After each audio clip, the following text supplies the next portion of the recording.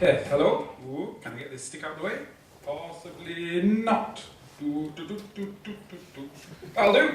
Close enough. Right, so yes, so we've had some exciting research topics here so far. So, my research, I am a professional Sudoku solver. That is what I have dedicated my life to do. 7 years of PhD, 7 years since. I dread the day when there's one day I'm going to be walking to work and there's just going to be like, government wastes your tax dollars on scientists who do Sudokus. But I don't just sit and solve Sudokus at work, that would be silly. What I do is I write one computer program which makes Sudokus.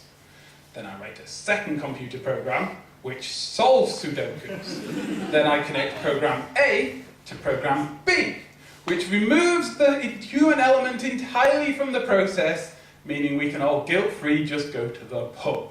Now, seriously, I don't just solve Sudoku, which is good, because, let's be honest, Sudokus were cool for about 2 weeks, and that was it. The big granddaddy of games that people want to get computers to play is chess. It's always been the dream to get computers to play chess better than people. The first attempt at a chess-playing computer was the Mechanical Turk, which was built in the 18th century. And it was incredibly successful. It toured the world. It played Napoleon, it played President Franklin, and it beat them all. It was effectively a box full of cogs and clockwork, and it kind of had a mechanical man on top who would move the chess pieces about.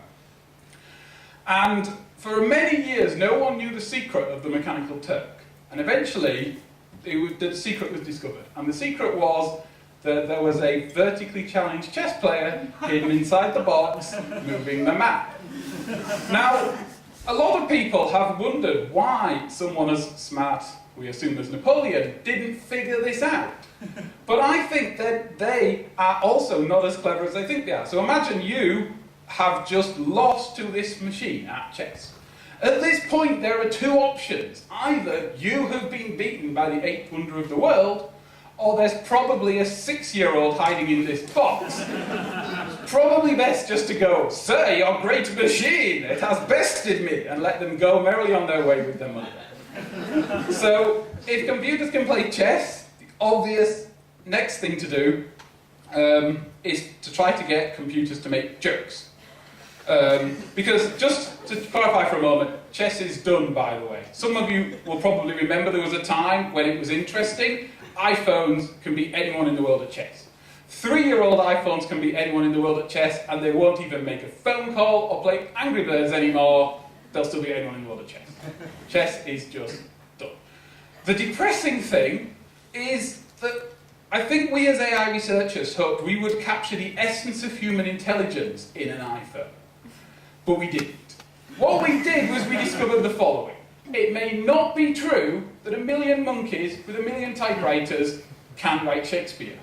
It is true that 1 million monkeys with 1 million chessboards do beat Kasparov. That is literally the entire of AI.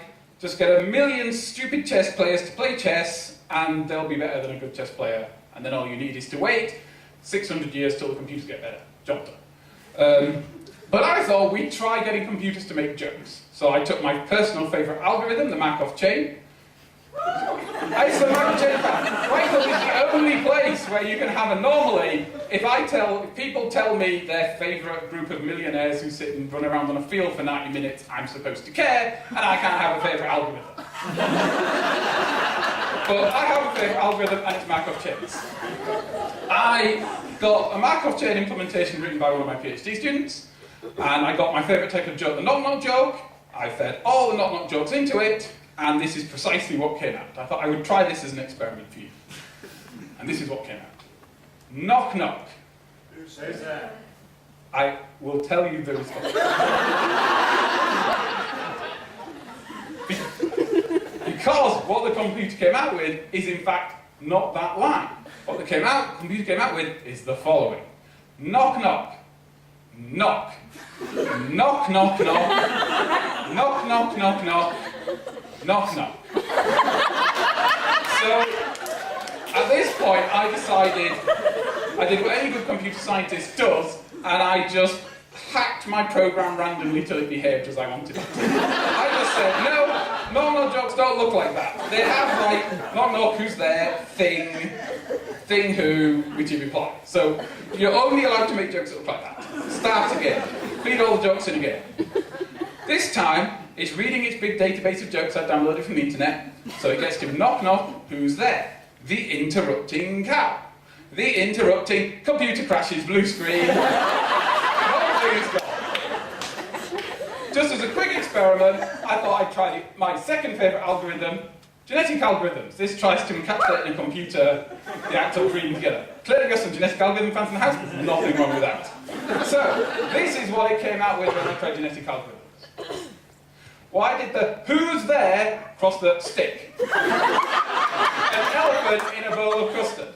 See, it was quite like that. The best thing is my 6-year-old niece thought this was the funniest thing she'd ever heard and insisted on repeating it constantly. And Uncle Chris currently is not allowed to visit anymore because his jokes aren't very good. My brother clearly has no good sense of humour. But this is the problem with computers. We can't give them intelligence. We can put stuff in, we can get stuff out. For example, how many of you remember at school the day when you opened the dictionary and one of your friends came over and went, look, it's got fucking it. The dictionary, where anybody can read it. And you thought this was the most hilarious thing for days. My colleague did not remember that day, the day he had the amazing idea to automatically make jokes for crackers by just plugging a random thesaurus and dictionary together and just putting the results on the internet. So you have to be careful with computers. As I said earlier, I work on Sudoku, and there comes a day when Sudoku isn't enough for a man anymore. So, we started looking at things like killer Sudoku instead, just to kind of expand our repertoires. And we thought, we'll make Sudokus which are just crazy shapes. We'll get our computer to make crazy Sudoku shapes, and we'll put them on the internet for people. And it was very successful. There's a bunch of people who went and played our game, they found it great fun. About a month after we put this up on the internet, I got this email, and all it said was, "You are Nazi." And I just assumed this was some weird new kind of spam. Ignored it. And about a month later, I got another one that said, "You are trying to indoctrinate children with Hitler," which but I emailed back and I said, like, is there something you're trying to tell me here? And they said, "You know what you've done." But they did also mention that they'd been playing my game. Now, fortunately, as everybody knows, the internet knows everything you have ever done. So I could just go and look and say, oh yes, this person's email address, they have been playing our game. First I discovered they got to like level 812. I got like level 15 and then I got bored. It wasn't that good. So I thought I'd look at the level they were on in the game. Maybe the game randomly starts spouting random Nazi messages at some point. But actually it didn't. But the Sudoku grid it had created was a swastika. But I thought, you randomly make shapes, eventually you're randomly going to make a swastika. I mean, it's just a coincidence. So I thought, I'll just have a look at the other levels, because I'd never looked this hard in the game, and I looked at the previous level, and it was another swastika. The one before that kind of looked a bit like a tree, and then there was a sequence of 5 swastikas. And I did seriously begin to wonder if one of my PhD students had hidden this in here to get me in trouble. But it turned out it was completely innocent. It turned out that we'd said, keep trying to make hard levels, and it turned out things that look like a spiral make for hard Sudokus. And things with right angles make for hard Sudokus. And if you kind of take a spirally shape and you kind of put right angles on, you get a swastika out. There was no meaning behind it. It had just arisen from the data we gave the computer. So we had to literally go in and just we had to write a function called recognize swastika and say, if you made a swastika, just do something else. We did have, I've made quite a lot of these little games, and I did think at this point I should really get more people to play these games, but I just can't be bothered. I don't have the time to play games anymore. I'm spending all my time making them. And I thought, who would be the perfect person to play my games? And I thought the perfect person would actually be 12-year-old me. Because 12-year-old me loved computer games, had loads of free time, and no money to buy computer games with. Fortunately, I can't get 12-year-old me. But I thought, I can get the next best thing, because there's a park near my house, and it's full of 12-year-old children. Surely they would love to come to my house, play computer games for free, and get free pizza. And that is why I am no longer allowed in the parking. Thank you very much.